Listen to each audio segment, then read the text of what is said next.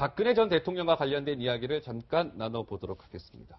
자, 서정욱 변호사께 질문 드릴게요. 지금 관심은요, 이 박근혜 전 대통령도 이제 그 소중한 한 표를 행사를 할 텐데, 지금 박근혜 전 대통령은 구치소에 있잖아요. 그래서 거소 투표라는 것을 해야 되는데, 이거는 따로 이제 신청을 해야 할 수 있는 거잖아요. 그렇죠. 그렇죠? 예. 근데 그게 좀 확인이 됐습니까? 그러니까 투표를 하겠다고 신청을 했다고 하던가요? 어떻습니까? 박 전 대통령? 저는 이게 제가 알기로 예. 아마 이게 박 대통령은 신청을 안 했고 최순실 씨는 신청한 걸로 현재까지 이게 제가 알고 있고요. 그렇습니까? 예.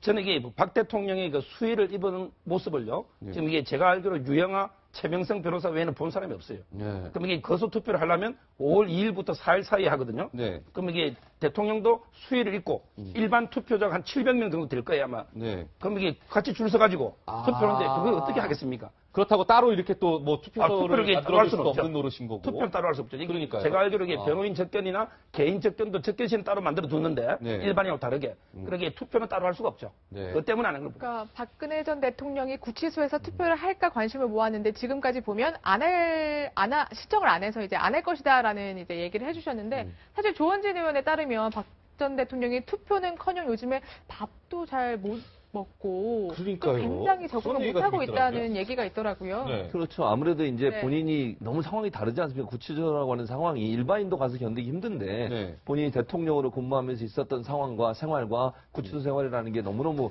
큰 네. 차이가 있기 때문에 거기에 오는 충격이 있으실 거예요. 또 본인은 지금도 죄가 없다고 무죄라고 생각을 하고 있으니까 얼마나 억울하다는 생각이 들겠습니까? 네. 우리가 볼 때는 전혀 아닌데 본인은 그렇게 생각하시니 본인 입장에서는 그게 이제 억울함도 묻어나겠죠. 그러다 보니까 밥이 들어가겠습니까? 밥을 먹어도 그냥 모래를 씹는 그런 맛이겠죠. 그래서 아마 본인의 억울함에 대한 본인 나름대로의 생각, 또 한 가지는 너무 상황이 달라진 모습에 대해서 적응하기가 힘든 부분, 네. 이런 부분들이 결국은 구체 생활에 적응하는데 어려움을 주는 게 아닌가 하는 생각이 듭니다. 그러니까 건강은요. 네. 완전히 이게 제가 믿을 만한 소식 때문에 건강은 완전히 오버를 합니다.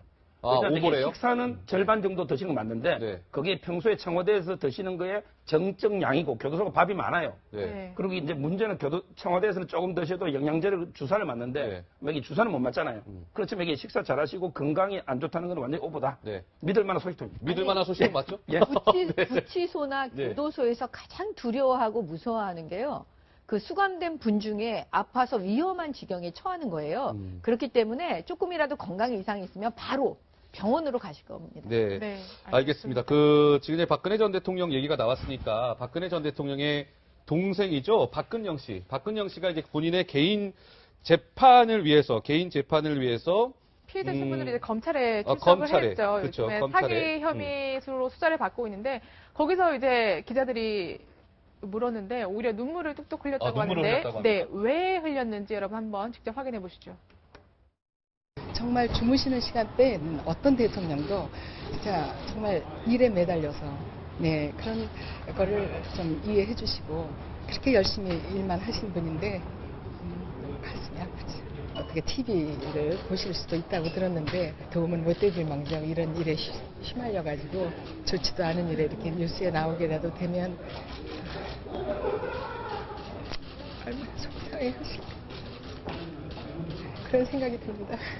남동생이 잘 알아서 많이 신경을 쓰고 있는 것으로 알고 있습니다. 네, 박근영 씨가 어제죠. 서울중앙지검에 이제 그 도착한 모습이에요. 사기 네. 혐의 때문에 조사위에서 이제 출석하는 모습인데 눈물을 흘리는 모습인데 좀 어떻게 좀 보셨어요, 정 의원님? 그래도 박근영 씨. 피는 물보다 진하잖아요. 네. 저는 당연히 막 눈물 날 것 같은데요. 동생 네. 입장에서는. 왜냐하면 과거에 모든 게 파노라마처럼 그 언니하고 있었던 일이 생각날 거 아니에요? 그거 네. 너무 당연해 보여요. 그렇군요. 알겠습니다. 박근영 씨가 눈물 흘리는 모습까지 봤고.